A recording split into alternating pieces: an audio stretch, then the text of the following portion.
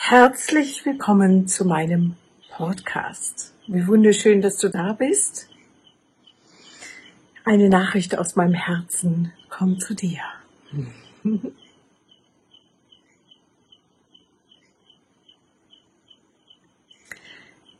Lasse dich im Moment nicht irritieren. Die Zeit ist ganz verschieden, für jeden Menschen unterschiedlich, aber sie kann sehr herausfordernd sein, weil wir gnadenlos mit dem konfrontiert sind, was in unserem Bewusstsein noch am alten System festhält. Wo unser Verstand noch die Oberhand hat, kann der uns so richtig durch die Gegend heizen. Und das ist etwas, was ganz wesentlich ist, im Bewusstsein zu haben. Das ist in seinem Kern sehr positiv. Die Dinge, die hochkommen, und wenn sie, egal wie heftig aussehen, sind im Kern sehr positiv. Denn dein eigenes inneres Wesen, was immer da ist, auch wenn du es nicht weißt, was du wirklich bist, unsterbliche Energie und wissend,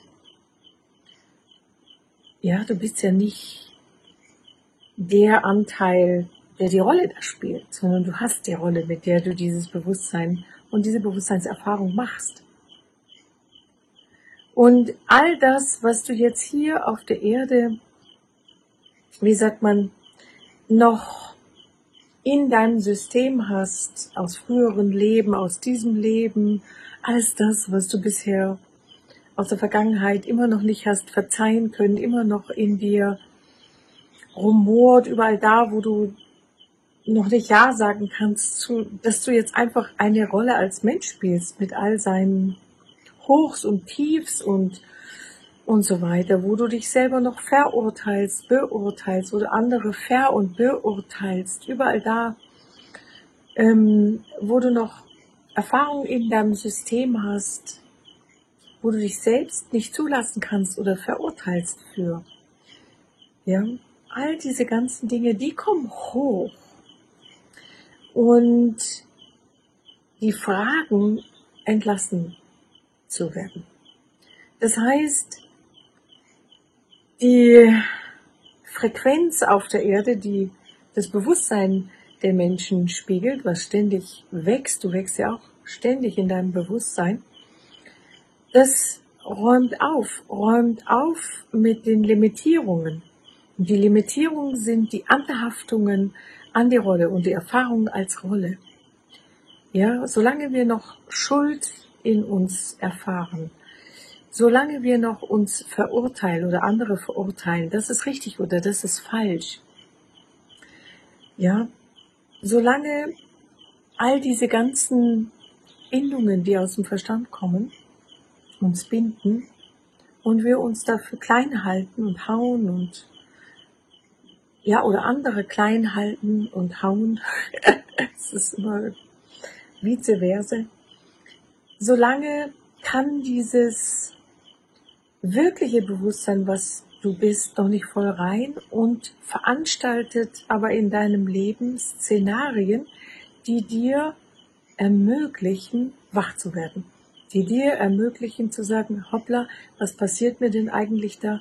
Von was und von welchen Energien und von welchen unterbewusst in mir wirkenden Glaubenssätzen, Glaubensmustern, Verurteilungen wird das denn eigentlich gespeist? Denn außen, was wir begegnen oder was wir auch in unserem Leben begegnen oder ach, diese blöde Person oder sonst etwas, sind ja direkte Spiegel von unserem eigenen Bewusstsein, von dem, was in uns lebt. Wir können selber sehr schwer unser Unterbewusstsein wahrnehmen, aber wir können unser Unterbewusstsein, wie es funktioniert, wahrnehmen, indem wir in unser Leben schauen und sehen, okay, was findet dort statt. Natürlich ist es phasenverschoben aus der Vergangenheit, also sagen wir mal eine gewisse Zeit zurück. Ja, wenn du große Bewusstseinssprünge machst, dann braucht das einen Moment, bis sich das tatsächlich in der physischen Realität von dir etabliert und zeigt. Das heißt, wir sind mit den Ereignissen nicht eigentlich primär im Außen beschäftigt. Solange wir rausgehen, solange können wir sehr schnell als Opfer der Umstände durch die Gegend geschleudert werden. Aber wenn wir erkennen, okay, wir begegnen uns hier selbst und dem Anteil in uns, der noch so sehr in der Matrix der Inkarnation gefangen ist, und es ist unser eigenes inneres, multidimensionales Wesen, was uns jetzt hier gerade sagt, in den Ereignissen, durch die Ereignisse, hey, möchtest du das wirklich noch so weiter produzieren oder möchtest du mal anfangen, deinen Schöpfer in dir zu aktivieren und mit der Energie auf das gehen, was du willst? Denn bekanntlich wächst alles das, was du in dir hast. Es wächst in dir nicht. Ich weiß einfach mal, ich hatte früher ein Pferd und wenn ich zum Stall gefahren bin, morgens früh hatte ich mal so eine Situation, da sah ich irgendwie einen Krankenwagen, dann sah ich einen zweiten und dann fing ich an selber zu spielen. Hui, schon 2 Krankenwagen und dann war der 3., 4., 5. und bis ich zum Stall war, hatte ich gefühlt 10 Krankenwagen gesehen. Warum? Einfach, weil ich sie fokussiert habe. Du kannst es auch mal machen mit roten Röcken. Du fängst an, siehst du erst den ersten, den zweiten und plötzlich haben alle Frauen rote Röcke an. Oder sonst irgendetwas, was auch immer es ist, was wir fokussieren, wächst. Wenn wir zum Beispiel die Dankbarkeit fokussieren, wächst diese. Wenn wir den Mangel fokussieren, wächst dieser. Und die Situation, jede einzelne, die sich zuspitzt, ist von deinem inneren Wesen so gewollt, dass du anfängst, an den Punkt zu kommen und zu sagen, stopp, so nicht weiter. Stell dir vor, diese pure Liebe, die dein eigentliches Wesen ist, diese pure Liebe, die uns ausmacht, die ungetrennt ist auch von dem göttlichen Bewusstsein, die hat diese Menschen, ich und all die Menschen. Denn alle sind eigentlich, wie sagt man, Teile eines Ganzen.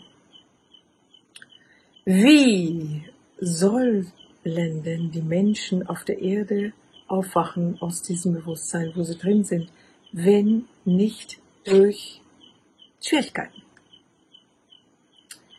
Weil wir so gestrickt sind, dass wenn wir in Schwierigkeiten drin sind, dann wollen wir diese ändern und wollen wieder Leichtigkeit im Leben haben. Und in dem Moment auf der Suche nach der Leichtigkeit können die Bewusstseinssprünge passieren, können Bewusstseinserweiterungen passieren. Und jetzt ist es eben so, ich habe immer die freie Wahl, entweder mich ins Drama, Chaos, in die Verzweiflung, in nicht mehr können, nicht mehr leben wollen und was weiß ich was zu rennen, oder aber zu erkennen, mit was bin ich denn da innerlich beschäftigt und was spiegelt sich in mir. Und anfangen, wieder tief Luft zu holen, in die Natur zu gehen, das loszulassen und zu sagen, so was ist es denn, was ich fokussieren will.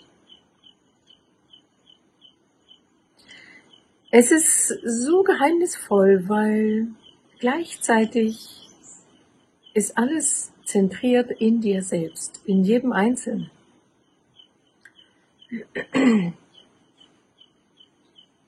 Wir sehen, was wir in unserer Frequenz wahrnehmen können.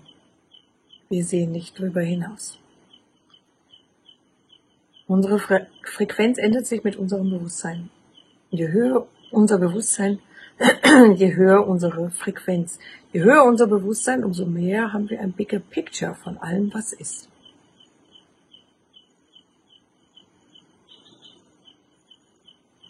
Umso mehr können wir aktiv, gestaltend im Leben teilhaben.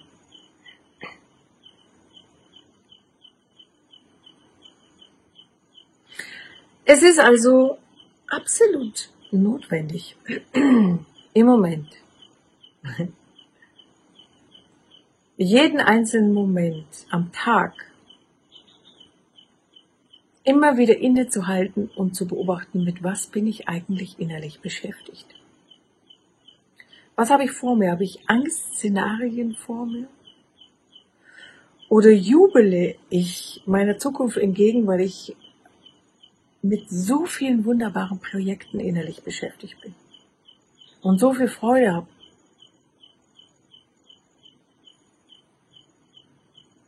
Und die leisen Geschichten, die du dir da erzählst, so im Alltag, beim Bügeln, beim Spazierengehen, beim Kochen, beim Autofahren, bei Tätigkeiten, die so von alleine gehen, beim Aufwachen vom Mittagsschlaf, beim Aufwachen am Morgen, welche Energie hast du in dir? Und dann schau mal, wie dein Leben aussieht. Und bringe diese Energien, die in dir sind, und dein Leben in Übereinstimmung. Schau, wie die zusammengehören. Schau, wie das ein unmittelbarer Spiegel davon ist. Und dann fange an, in die Stille zu gehen und überlege dir, was macht dir richtig Freude, was begeistert dich. Und kannst du dort länger in dem, was dich begeistert, dich aufhalten und kannst du damit einen völlig anderen Fokus erschaffen.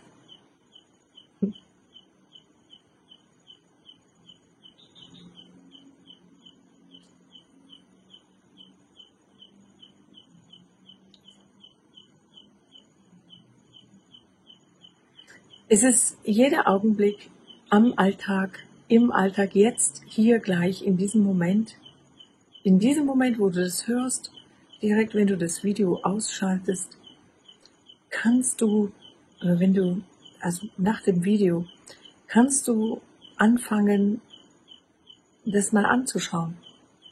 Wie ist das bei dir? Wo stehst du da?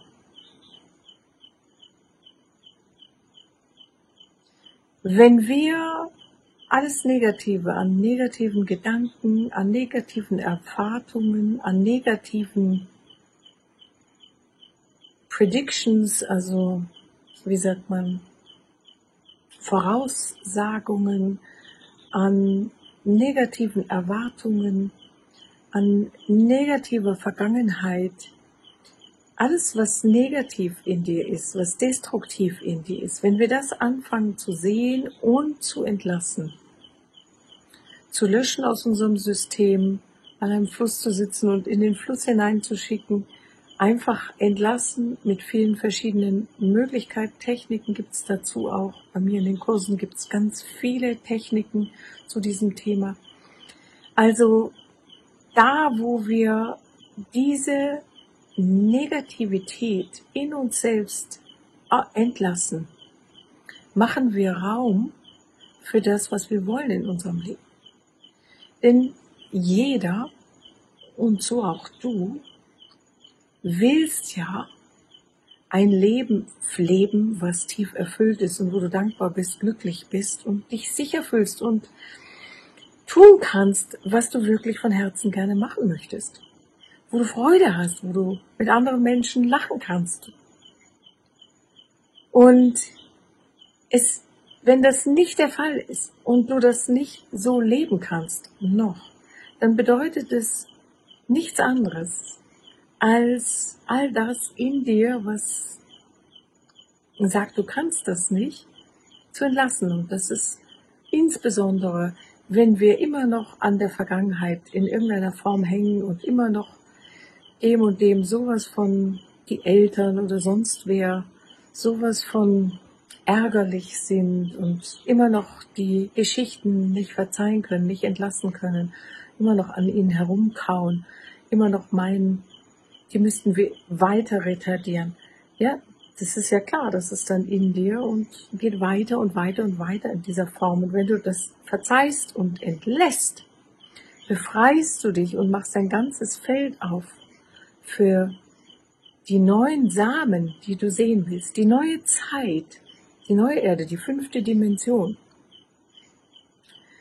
die Liebe leben, die wir sind, das multidimensionale Wesen zu leben, was wir wirklich sind, das göttliche Bewusstsein im Körper zu leben, bedeutet, alle Anhaftungen alles Bewusstsein, wo wir zusammenziehen, wo wir uns klein, schwach, negativ, verurteilt, schuldbesetzt und so weiter fühlen. Das bedeutet zu erkennen, nichts von den menschlichen Erfahrungen sind wir wirklich. Es gibt kein richtig oder falsch. Alles sind Erfahrungen als Mensch. Und alle haben auf der größeren Ebene ihre Berechtigung. Alles ist so, wie es ist, perfekt. Wenn wir das fühlen können und diese Negativität, dieses Verurteilen entlassen können, uns selbst gegenüber und anderen gegenüber, dann fangen wir uns an, mehr für das zu öffnen in uns, was wir wirklich sind. Und eine ganz andere Dimension kann durch dich hindurch auf die Erde kommen. Das ist der Schlüssel, das Entscheidende, genau jetzt, in dieser Zeit. Es ist nicht groß irgendwo außerhalb. Es ist ganz klein, in der Wachheit, in der Sorgfalt, im Augenblick, im Durchgehen vom Tag und deinen alltäglichen Tätigkeiten, das hier anfängt, Bewusstsein zu kommen, hineinzukommen und du aus dem reagierenden, durchsausenden Strom beginnst, mehr und mehr zu sehen, okay, was mache ich denn da eigentlich? Von was gehe ich denn eigentlich selbstverständlich aus? Innehältst, in die Meditation gehst, zum Beispiel dich mit dem verbindest, was dich tief berührt und wirklich glücklich macht, mit den Frequenzen und Energien davon, und anfängst, die Dinge zu ersetzen, auszutauschen, umzuschreiben, neu zu definieren und aktiv, gestaltend, anstatt passiv und von außen, sag ich mal, bewegt zu werden, das Leben in die Hand nimmst und in die Richtung anfängst zu träumen und zu realisieren, was dir wirklich am Herzen liegt. Das ist alles. Niemand tut das für dich. Es gibt kein Ereignis von außen, was dir das schenkt. Es ist deine Frequenz in dir. Es passiert durch dich. Es ist nicht so, dass dir keine Probleme mehr begegnen, aber du weißt, wie du mit Problemen umgehst. Du weißt, du bist nicht mehr Opfer und tolperst durch die ganzen Geschichten hindurch, sondern du weißt, wie du sie aktiv neu gestaltest und umschreibst. Und genau das ist es, worauf es jetzt ankommt. Mein Herz fühlt dich. Mein Herz ist mit dir verbunden. Mein Herz liebt dich und ich freue mich von ganzem Herzen auf dich. Bis nächste Mal. Bis dann.